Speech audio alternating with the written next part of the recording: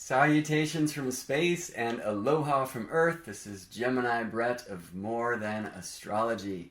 Today is Wednesday, miércoles, Mercury's Day, August 31st, 2016. My sister Hillary's birthday. I love you so much, sister. It is 6:36 a.m., a strange hour for an astronaut who likes to spend his nights under the skies. But I was up and decided I should hit record because right now the 10th degree of Virgo is on the rise. And in less than 20 hours time, September 1st, 2016, about 2:03 a.m. for those of us here in Pacific time on the West Coast, a Virgo solar eclipse will align. Now, we will not see it here. It's a solar eclipse, and the sun will not be in our sky at 2:03 a.m. This one is seen over Madagascar in Central Africa. And I look forward to, in maybe future videos, I'm going to do a bunch of short videos here, if time allows, to speak about the eclipse families, to speak about these eclipse locations, to speak about the nodes in the eclipse astronomy. Why is this a annular eclipse, a ring of fire instead of a total eclipse, to speak about the mystical number 108 that ties moon, earth, sun together, to speak about the astrology, this Virgo total eclipse, this annular eclipse opposite Neptune in Pisces, and how the coming lunar eclipse will be with Chiron in Pisces, and how the recent eclipses have danced with Chiron and Neptune, these healers in Pisces, in many different ways. It's very interesting how this Virgo solar eclipse will be square to Mars in Sagittarius, and especially Saturn, and how that Virgo, Pisces, Sagittarius T-square, in a sense, points to Gemini. No planets are there, but there's the asteroid goddess Circe, probably many others. I saw her there. There's also the asteroid Galahad, the only knight of the table who was pure enough to receive the Holy Grail. And so maybe we can tickle that mythology in a way too. It's interesting, I'm not sure if you're hearing them, but garbage trucks are outside right now picking up the trash. Sometimes that can be one of the callings of the Virgo mysteries, yeah? Keeping the temple tidy. Here's Virgo Smurfette holding her flowers. The priestess in the sky holds the shaft of wheat. The bright star Spica being that, drawn in other traditions as a goddess with a ear of corn or a rice paddy. Very interesting, and that's where I want to go in this first video.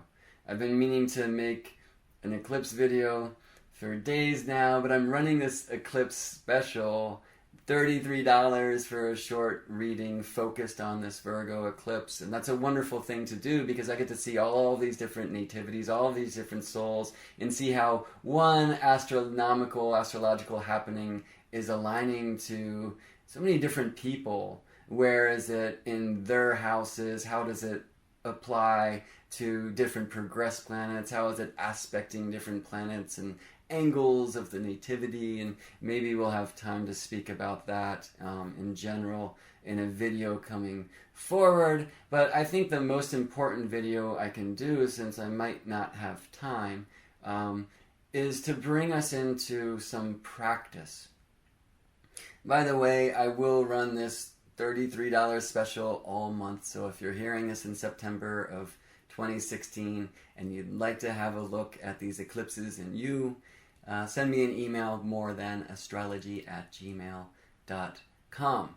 So if time allows, I'll make an astrology video and an astronomy of eclipses video and a video about the sacred number 108 that ties the earth and the moon and the sun together in this sacred way, and maybe a mystical video about just what the earth and the moon and the sun are in my current understanding and findings. But for now, let's get Virgo. This is a wonderful lady called Pinon Blanco who represents the Virgo mysteries to me in many ways, and so does tea. It's a wonderful cup of pu'er. Thank you, Poe. Those who have been over here for a reading in recent days, or perhaps watching these videos, know that tea has become an important part of my practice.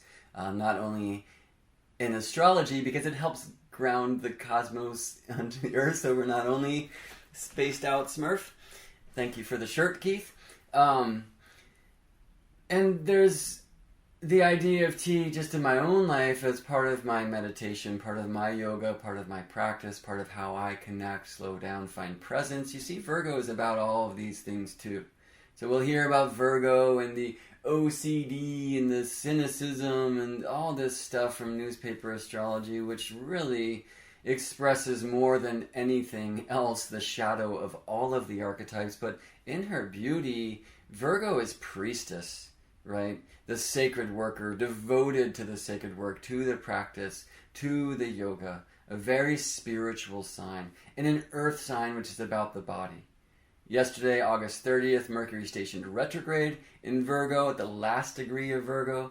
Traditionally, Mercury is associated with Virgo. He's conjunct Jupiter right now. And I said I wasn't going to get too much into the astrology, but this is a big thing. We're really being called into the Virgo mysteries. Retrograde Mercury, Jupiter, North Node in Virgo. It's been there since November 11th, 2015. And this is a North Node Virgo Solar Eclipse. So I figured what would most be beautiful and what can most serve us now is to be Virgo and to be centered and present in a practice. And so I'm going to take this drum off the wall. And perhaps together we can have a little meditation. And so I'm going to put a visual up here. So I'm not looking at my spaced out mug. I'll have another cup of tea to center it in. And maybe I'll play this drum for 9 minutes and 21 seconds since this solar eclipse is at 9 degrees and 21 minutes. Virgo. The annular eclipse, because the moon is a little further from Earth than it can be, brings the ring of fire. It's like a total eclipse, but there's still a ring of light around it. And I believe that's a really wonderful tunnel for us to journey into in like a visual experience. So maybe head into the shadow or the darkness inside this warm ring of fire and know that there's a tunnel of warmth for you to explore the shadow, for certainly eclipses are about shadow. Things you might find in there when I do an astrology video, if I have the time, I will describe why. A flaming sword. A sword you can wield to cut things that you are ready to release in your lifetime. And a very humanitarian sword, this flaming sword, because it also cauterizes as it amputates, so nothing will bleed out. You might find the centaur there, Chiron, the teacher, the healer. You might have an image of a body and be able to see glowing obstacles and blocks in its energetic systems, because when it gets so dark, we're able to see things that sometimes hide in the shadows, just like our teeth glow strange and green under the black lights. Alright, so enough of all that for now, but basically I'm going to put this image of a ring of fire, an annular eclipse here on the screen, and just drum and go where you go. I'm not going to talk or lead this meditation in any way.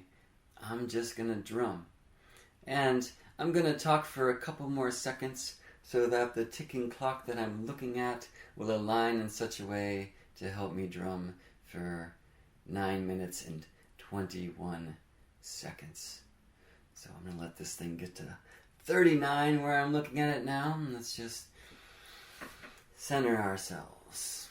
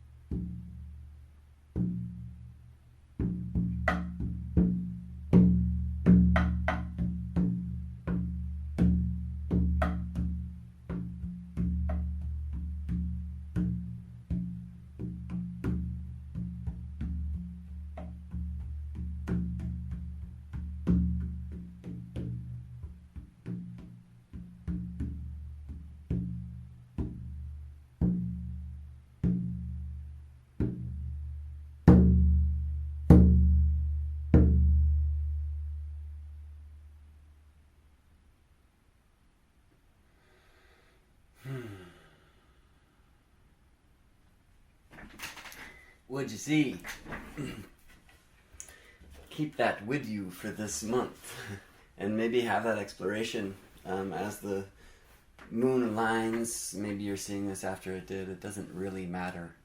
And one thing I'll talk about as I move forward and do some astrology and astronomy videos is that the eclipse, the solar eclipse, is kind of like the super new moon. Not to mean astronomically speaking like the moon is large. In fact, this moon is a little smaller than usual, further from Earth, and that's why it's an annular eclipse and not a total eclipse. But that the eclipse is in a way like the new moon for 6 months. So where I am right now, or in a way, we're still in this kind of March 8th, 2016 Pisces South Node conjunct Chiron opposite Jupiter solar eclipse that happened then. And now we're transitioning into this Virgo solar eclipse. And we'll hold that energy until February of 2017 with the next solar eclipse. So I look forward to talking about that. Hopefully I'll have time to bring about a bunch of different short eclipse videos. But if not, this to me was the most important one, because here in this month, especially Mercury retrograde is helping us out here to slow down a little bit, to turn down the tech, to go be with the trees and our family of animals and birds and plants and the falling leaves up here in the north with the blooming flowers for you in the southern hemisphere. Eclipses are about shadow, and shadow work brings the light.